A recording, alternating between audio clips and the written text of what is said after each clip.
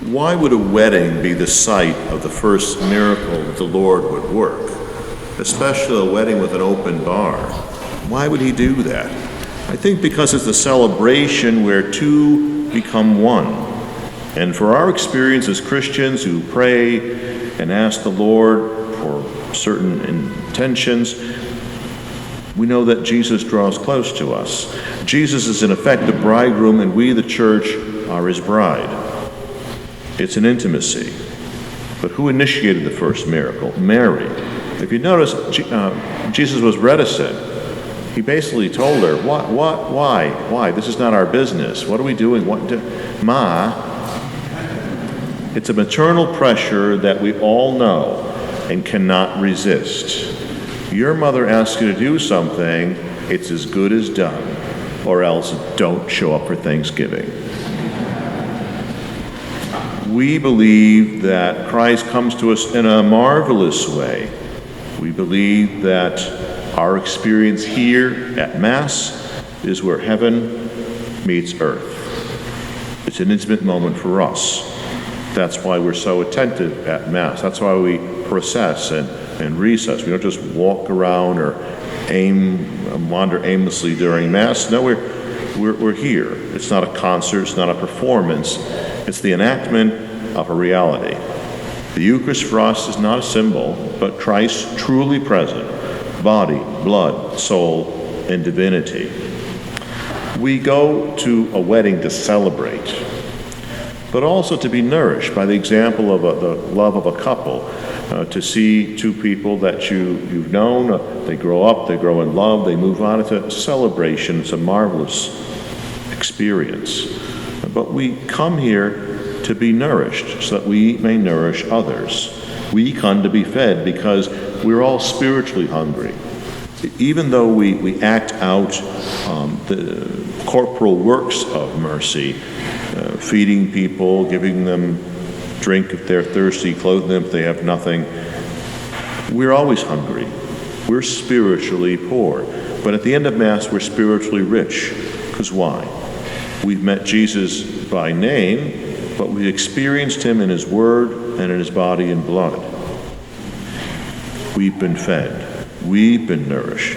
We need every week, every day, an infusion of the Spirit. And it's a lot more than just a motivational speaker, but rather it's the truth that sets us free, that gets us back on the right path. If you've noticed, we've moved the tabernacle back to the center of the church, of the sanctuary. When I went around a couple of years ago and surveyed parishioners, did they have any suggestions for what we should do as a parish? And they said, put Jesus back. And I said, I didn't take him, but there he is, nonetheless. And now I'm stuck in the corner. But that's okay, because when we put the Eucharist in the tabernacle, in the locked box, it's there reserved for the sick that can't be here. Last year, we had extraordinary ministers of Holy Communion go and visit people who were sick at home. And so I asked them, how many times, how many visits did you make? 1,300. Very impressive. That almost equals, on a slow Sunday, the attendance at Mass. Unless the patriarch's praying like last night, where I was the only one at church. And it's wrong to use your smartphone during Mass, right? There's a rule, right? Okay, because I couldn't check the score or anything. It's terribly frustrating. But when we put the Eucharist back into the tabernacle, we don't just put it back, but we repose the Eucharist. We don't just store it there, we reserve the Eucharist. We don't just pray in front of the tabernacle, but we adore the Eucharist. So it's an opportunity for you during your busy week, if you need that infusion of the Spirit, that time to pray and focus intently, come to the church. It's always open. And pray, just you and Jesus. You know the name of Jesus, and you know the story of Jesus. Tell the Lord your story. That's what matters to you, how you're experiencing God's grace in your life and the challenges that you face. At weddings, people sometimes have, you don't know who they are.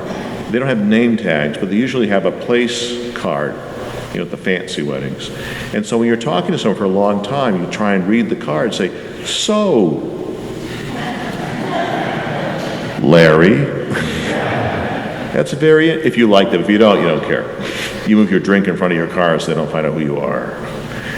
A couple masses ago, we had the name tags, and there's this one young man that talks to me all the time. He really talks a lot, too, and I have no idea. And finally, I see who he is, and say, "Oh, this is great, this is good. Now I know." Because we want to be known by name and by story.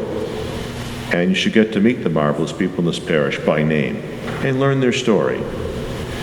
Oscar Wilde said, "The only thing worse than being talked about is not being talked about." But we don't want gossip, we want relationships, other people that have love of neighbor and appreciate the good story of our life, the good news of our life. Now, this tabernacle is not original to this parish. When I came here, there were 3 tabernacles. We took one to refashion it into a special tabernacle for the small chapel in the back that's not yet ready. But this was a gift from the rector of the Cathedral of St. Joseph in Hartford. Remember, the cathedral burned, and they had to build a new one. It was an arson job. They never caught the arson. But in the lower cathedral, which was built first, obviously, before the superstructure with the stained glass windows, this tabernacle served as the tabernacle on the main altar. But since they built the upper church, they haven't used it since 1975. And it was black, covered, all oxidized and whatnot. And there's a sanctuary lamp as well that we'll be unveiling next week. And so they gave it to me. And I said, well, like any person receiving a gift, this is very nice of you. I wonder what it's worth. So I looked it up in the catalog, $15,000. And we got it for 0.